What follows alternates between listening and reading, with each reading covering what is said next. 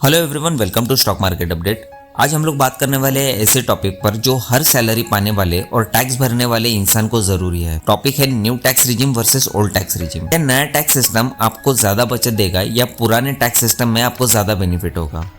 कौन सा ऑप्शन आपके लिए ज्यादा बेहतरीन है? अगर आप भी कंफ्यूज है तो ये वीडियो आपके लिए है।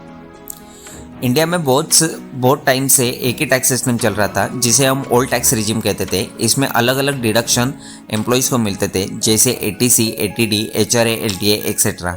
इससे टैक्स तो कम लगता था बट ये थोड़ा कॉम्प्लिकेटेड था और इसे रिजॉल्व करने के लिए गवर्नमेंट ने 2020-21 के बजट में न्यू टैक्स रिजिम की घोषणा की। इसमें टैक्स स्लैब रेट एक नए तरीके से पेश किए गए। इसमें कोई टैक्स कटौती नहीं दी गई बट इसके बेनिफिट बहुत ज़्यादा। अब हम लोग बात करते हैं एक ऐसी चीज़ की जो आपके इनकम के हिसाब से कौन सा टैक्स रिजिम आपके लिए ज़्यादा बेनिफिट है। अब हम लोग देते हैं कि ओल्ड टैक्स रिजिम और न्यू टैक्स रिजिम में आपको एग्जैक्टली कितना टैक्स लगता है। अगर आपका इनकम 2.5 लाख रुपए तक है तो आपको कोई टैक्स नहीं लगता। 2.5 लाख टू 5 लाख तक अगर आपका इनकम है तो ओल्ड टैक्स रिजिम में आपको 5% का टैक्स लगता है। 5 to 10 लाख पे आपको 20% का टैक्स लगता है और अगर आपका इनकम 10 लाख के ऊपर अगर चला जाता है तो ओल्ड टैक्स रिजिम में 30% का आपको टैक्स। अब बात करते हैं न्यू टैक्स रिजिम में। 3 लाख तक आपको कोई टैक्स नहीं है। 3 से 6 लाख तक 5% का टैक्स है। 6 से 9 लाख तक 10% का टैक्स है। 9 से 12 लाख तक 15% का टैक्स है। 12 लाख से 15 लाख तक 20% का टैक्स और 15 लाख के ऊपर आपको 30% का टैक्स। अब हम लोग बात करते हैं कि 7 लाख की इनकम पे ओल्ड टैक्स रिजिम में हम लोग को कितना टैक्स लगता है। अगर आपका इनकम 7 लाख है तो स्टैंडर्ड डिडक्शन आपका बनता है 50,000 रुपीज़ का। तो नेट टैक्सेबल इनकम आपका आता है 6,50,000 का। यानी टैक्स आपको जो है ये 42,500 का टैक्स आता है। वो अगर रिडीम करने के लिए या आपको बचाने के लिए करीबन आपको 1,50,000 का डिडक्शन आपको ओल्ड टैक्स रिजिम में दिखाना पड़ता है। वही हम लोग कंपैरिजन करते हैं न्यू टैक्स रिजिम की।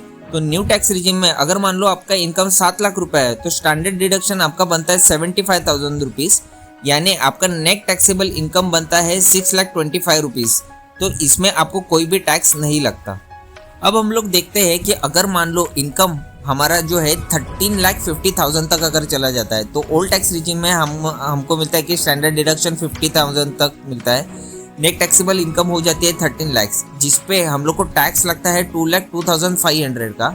वही न्यू टैक्स रिजिम में अगर मान लो 13,50,000 का हमारा इनकम है तो स्टैंडर्ड डिडक्शन बनता है 75,000 का और नेट टैक्सेबल इनकम बनता है 12,75,000 का। यानी न्यू टैक्स रिजिम में टैक्स लगता है 71,250। अभी यही टैक्स अगर बचाने के लिए अगर मुझे ओल्ड टैक्स रिजिम में अगर प्रोविजन करने या इन्वेस्टमेंट दिखानी है तो करीबन जब मैं 5,06,000 रुपया 250 रुपीज़ का जो है 5,06,250 का अगर इन्वेस्टमेंट दिखाता हूँ तो जाके मैं ओल्ड टैक्स रिजिम जो है ये न्यू टैक्स रिजिम से मैच कर पाऊँगा। तो यहाँ पे एक चीज़ क्लियर होती है कि अगर मान लो आपका इनकम 10 लाख एंड अबव है, अगर आप कोई भी इन्वेस्टमेंट या कोई भी आपका डिडक्शन अगर आप नहीं दिखाते तो न्यू टैक्स रिजिम जो है आपको ज़्यादा बेनिफिशियल रहेगा।